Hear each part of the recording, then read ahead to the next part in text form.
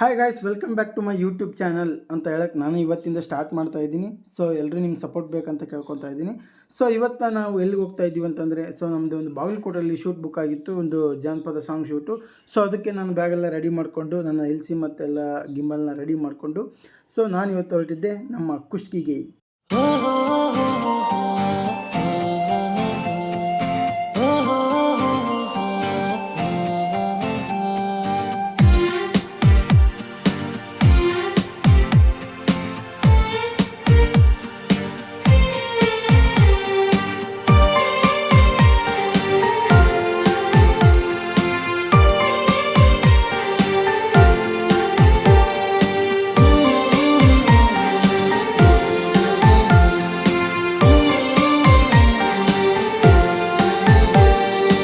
So ಹೋಗ್ತಿರ್ಬೇಕಾದ್ರೆ ಮೋಡೆಲ್ಲ ಆಗಿತ್ತು. ನಾನು evening ಹೋಗ್ತಾ ಇದ್ದೆ. ಸೊ ಸಡನ್ನಾಗಿ ಮಳೆ ಬಂದುಬಿಡ್ತು. ಸೊ ಕುಷ್ಟಗಿ ನಿಯರ್ ಬೈ ಇರೋದ್ರಿಂದ ನಾನು ಅಲ್ಲೇ ಇರೋ ಪೆಟ್ರೋಲ್ ಬಂಕಲ್ಲಿ ನಾನು ಸ್ಟಾಪ್ ಮಾಡಿಕೊಂಡು ನಿಂತ್ಕೊಂಡೆ.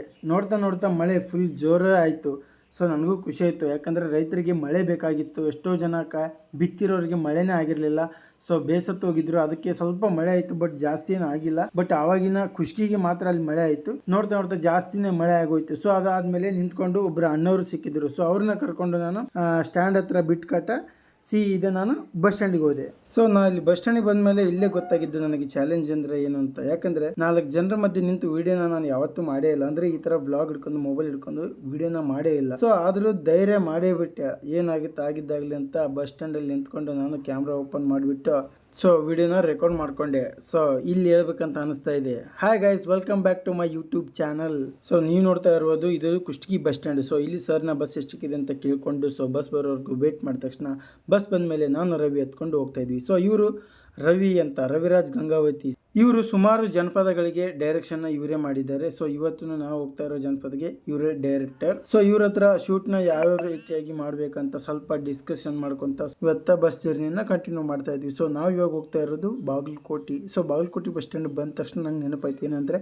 ಸೊ ವಾಸರ ಶೂಟ್ ಮುಗಿಸ್ಕೊಂಡು ಬರ್ಬೇಕಾದ್ರೆ ನಾವು ನೈಟು ಹೆಚ್ಚು ಕಡಿಮೆ 12 ಗಂಟೆ 1 ಗಂಟೆ ಬಸ್ ಸ್ಟ್ಯಾಂಡ್ ಅಲ್ಲೇ ಇದ್ವಿ. ಸೊ ಬಾಗಲಕೋಟೆ ಬಸ್ ಸ್ಟ್ಯಾಂಡ್ ಅಲ್ಲಿ. ಸೊ ಅದಾದ ನಂತರ ನಾವು ಊರಲ್ಲಿ ಬಂದಿದ್ದು 4 ಗಂಟೆಗೆ ನಾವು ಊರಿಗೆ ಬಂದಿದ್ವಿ. ಸೊ ಬಸ್ಸೇ ಇದ್ದಿಲ್ಲ ಅವತ್ತು. ಸೊ ಈ ಬಸ್ ಸ್ಟ್ಯಾಂಡಿಗೆ ಬಂದ ತಕ್ಷಣ ಅದು ನಂಗೆ ವಾಪಸ್ ನೆನಪಾಯಿತು. ಸೊ ಅದಾದ್ಮೇಲೆ ಅವ್ರ ಅಣ್ಣವರು ಬಂದ್ಬಿಟ್ಟು ನಮ್ಮನ್ನ ಕಾರ್ನ ಪಿಕಪ್ ಮಾಡ್ಕೊಂಡು ಸೊ ರೂಮ್ಗೆ ಬಿಟ್ಬಿಟ್ರು. ಈ ವಿಡಿಯೋ ಕ್ಲಿಪ್ ಪ್ಯಾಕ್ ಮಾಡ್ಕೊಂಡಿಲ್ಲ ಅಂದ್ರೆ ಫೋನ್ ಸ್ವಿಚ್ ಆಫ್ ಆಗ್ಬಿಡ್ತೀವಿ. ಸೊ ಅದಕ್ಕೆ ಮಾಡ್ಕೊಳಕ್ ಆಗ್ಲಿಲ್ಲ. ನಾಳೆ ಮಾಡ್ತಿರೋ ಜನಪದ ಸಾಂಗ್ ಶೂಟ್ಗೆ ಯಾರು ಹೀರೋ ಮತ್ತು ಹೀರೋಯಿನ್ ಯಾರು ಅಂತ ನಾನು ನಾಳೆ ತೋರಿಸ್ತೀನಿ. ಇದು ನಮ್ಮ ಫಸ್ಟ್ ಬ್ಲಾಗ್ ಆಗಿರುತ್ತೆ. ಸೊ ಯಾವ ತರ ಏನಾಗಿದೆ, ಏನು ಮಿಸ್ಟೇಕ್ ಆಗಿದೆ ನಂಗಂತೂ ನಿಜವಾಗ್ಲೂ ಗೊತ್ತಿಲ್ಲ. ಸೊ ಏನಾದ್ರು ಮಿಸ್ಟೇಕ್ ಇದ್ರೆ ನೀವೇ ತಿಳಿಸಿ.